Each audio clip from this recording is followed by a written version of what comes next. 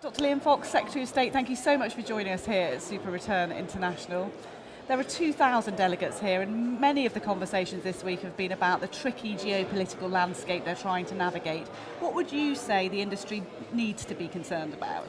I think that I was in the Far East last week, and I was asking there what were people most concerned about. They said the rolling back of multilateralism, of a consensual approach, and also the potential rise of protectionism, impediments being introduced to the global economy. Clearly, if you're in this business and you're concerned with wealth creation, that becomes a major impediment.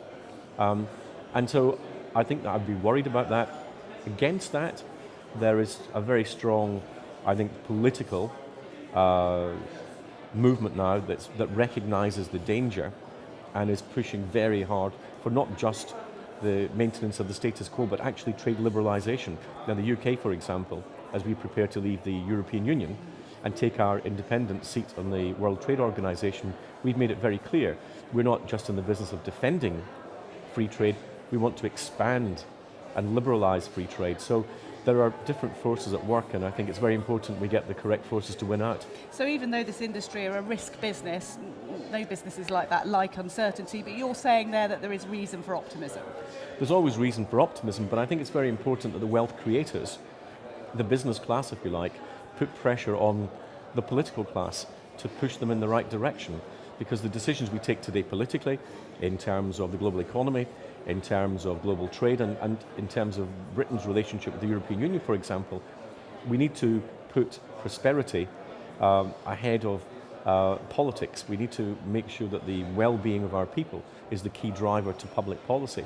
And if we are to give people the certainty and the comfort that a capitalist economy is the way that you create wealth in the longer term, we also have to make sure that the benefits of that wealth are shared to a sufficiently wide extent to maintain public support for it. So we all have a role to play in it, but we need to defeat some of the ideas that you can have protectionism and prosperity at the same time.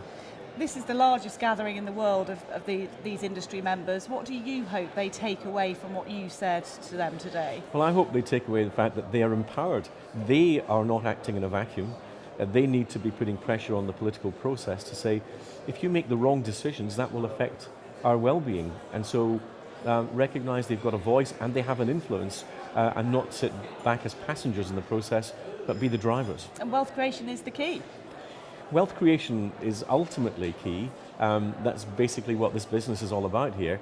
And wealth creation is about taking your unique intellectual IP and turning it into a good or a service that no one else yet has.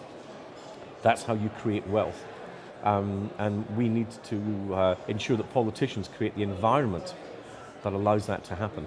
And that's where the pressure from this conference should go. So I've been encouraging as many of them as I can when I'm speaking to them, get out there and influence the policymakers, because otherwise they will influence you. Fantastic. Be empowered, if you like. Thank you so much for joining us. Great Pleasure. to talk to you.